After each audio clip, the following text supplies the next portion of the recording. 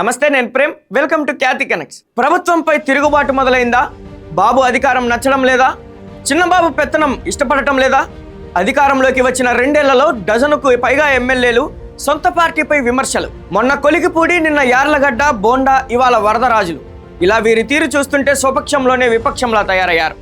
మునుపెన్నడూ లేని విధంగా తెలుగుదేశం పార్టీలో క్రమశిక్షణ గాడి తప్పిందా? ప్రభుత్వం పాలన నచ్చకపోవడంతోనే సొంత పార్టీ ఎమ్మెల్యేలు ఇలా ప్రవర్తిస్తున్నారా, లేదా మళ్ళీ ఫ్యాన్ తిరగాలని అనుకుంటున్నారా?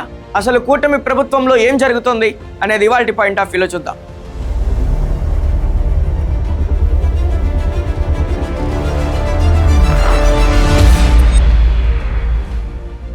కూటమి ప్రభుత్వంలో లంచగొండితనం విపరీతంగా పెరిగిపోయింది.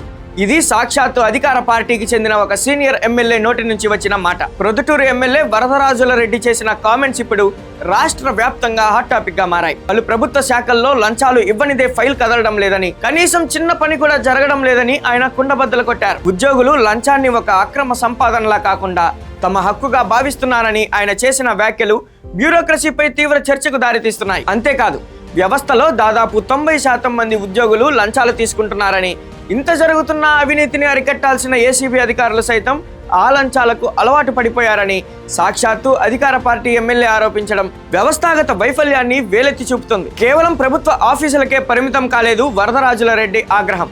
తన సొంత నియోజకవర్గం ప్రొద్దుటూరులో శాంతి భద్రతల పరిస్థితి పైన ఆయన సంచలన వ్యాఖ్యలు చేశారు. ఒకవైపు కూటమి ప్రభుత్వం రాష్ట్రంలో గంజాయి, డ్రగ్స్ లేకుండా చేస్తామని చెప్తుంటే, ప్రొద్దుటూరులో మాత్రం గంజాయి మాఫియా, క్రికెట్ బెట్టింగ్ ముఠాలు పెచ్చుమీరిపోయాయని ఎమ్మెల్యే ఆవేదన వ్యక్తం చేశారు. స్వాతంత్రం వచ్చి సుమారు 78 సంవత్సరాలు అయితే ఉంది. స్వాతంత్రం కంటే ముందు పరిస్థితులు ప్రొద్దుటూరులో నెలకొన్నాయి. ఎందుకంటే ఒక బంగారు వ్యాపారస్తుడు తనికంటి శ్రీనివాస్ అనే ఒక ఆయన భార్యతో ప్రయాణం చేస్తూ ఉంటే పుట్టపర్తి సర్కిల్లో ఆయన భార్య నుంచి ఆయన పోలీసులు పిలుచుకొని పోవడం జరిగింది. పొద్దుటూరు పోలీసులు పోలీసులు పిలుచుకొని పోయినా కానీ మేము ఫలానా వాళ్ళము మఫ్టీలో వచ్చి పిలుచుకొని పోయినారు. అప్పటికి పోలీసులు అనేది తెలియదు. తర్వాత మళ్ళా ఆయన భార్య 1 టౌన్ పోలీస్ స్టేషన్, 3 టౌన్ ఇవన్నీ తిరిగిన దాని మీద ఉండాలి వస్తాడని చెప్తున్నారు. కానీ ఎక్కడ ఉన్నాడు, ఏ దాని మీద పిలిచిపోయినారు అనేది వాళ్ళకి భార్యకు కానీ వాళ్ళ ఇంట్లో వాళ్ళకి కానీ సమాచారం ఇవ్వలే. అట్లా సమాచారం ఇవ్వకుండా ఇది కొట్లాడుకునే కేసు కాదు, దొంగతనంగా దొంగిలించిన కేసు కాదు, ఏదో ఒక రకంగా బాంబులకు సంబంధించింది కానీ, తుపాకులకు సంబంధించింది కానీ, మారణాయుధాలకు సంబంధించింది కానీ, ఏదో నక్సలైట్లకు సంబంధించింది కానీ, లేదా మన మిలిటెంట్కు సంబంధించిన విషయం అయితే కాదు. వెంకటస్వామికి ఇచ్చిన డబ్బులన్నీ శ్రీనివాస్ దగ్గర నుంచి రాబట్టాలనే ఉద్దేశంతో వీళ్ళందరూ పోలీసులు ఈ చర్యలకు పాల్గొనడం జరిగింది. అసలు పోలీసులకు డబ్బులు వసూలు చేసే పరిస్థితి కాదు. సివిల్ మ్యాటర్లో వాళ్ళు జోక్యం చేసుకోవడం అనేది చాలా చట్టవిరుద్ధం.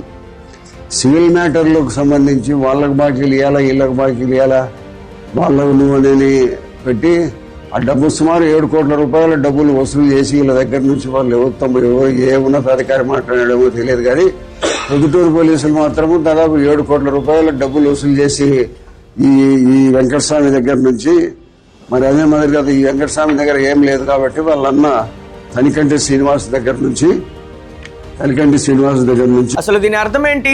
స్థానిక పోలీసు యంత్రాంగం ఎమ్మెల్యే మాట వినడం లేదా, లేక మాఫియాతో అధికారులు కుమ్మక్కయ్యారా? అధికార పార్టీ ఎమ్మెల్యేకే పరిస్థితిని కంట్రోల్ చేసే పవర్ లేకపోతే ఇక సామాన్యుడికి రక్షణ ఎక్కడుంది అన్నది ఇప్పుడు ఎదురవుతున్న అతిపెద్ద ప్రశ్నగా మారింది. చివరగా వరదరాజుల రెడ్డి ఇచ్చిన పిలుపు ఇప్పుడు ప్రభుత్వ పెద్దలను సైతం ఉలిక్కి పడేలా చేసింది. వ్యవస్థ ఇంతలా భ్రష్టు పట్టిపోయిన నేపథ్యంలో ఈ పరిస్థితి మారాలంటే కేవలం నాయకులు చెప్తే సరిపోదని, ప్రజల్లోనే తిరుగుబాటు రావాలని ఆయన పిలుపునిచ్చారు. లంచం అడిగే అధికారుల చొక్కాలు పట్టుకుని నిలదీయాలని పరోక్షంగా ఆయన ప్రజలకు సూచించారు.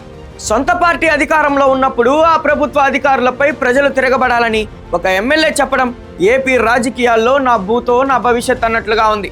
చూశారుగా, ప్రొద్దుటూరు నుంచి వరదరాజుల రెడ్డి చేసిన కామెంట్స్ ఇప్పుడు వైసీపీకి ఒక పెద్ద ఆయుధాన్ని స్వయంగా టీడీపీ ఎమ్మెల్యేనే అందించినట్లయింది. మరి ఈ వ్యాఖ్యలపై కూటమి పెద్దలు ఎలా స్పందిస్తారు? ముఖ్యమంత్రి చంద్రబాబు నాయుడు దీన్ని సీరియస్ గా తీసుకొని ప్రక్షాళన చేస్తారా, లేక పార్టీ లైన్ దాటినందుకు ఎమ్మెల్యేకు ఏమైనా క్లాస్ పీకుతారా? అవినీతిపై వరదరాజుల రెడ్డి చేసిన ఈ అవినీతిపై ఎదురుదాడి ఎలాంటి మలుపులు తిరుగుతుందో వేచి చూడాలి. Thank you for watching Khyati connects.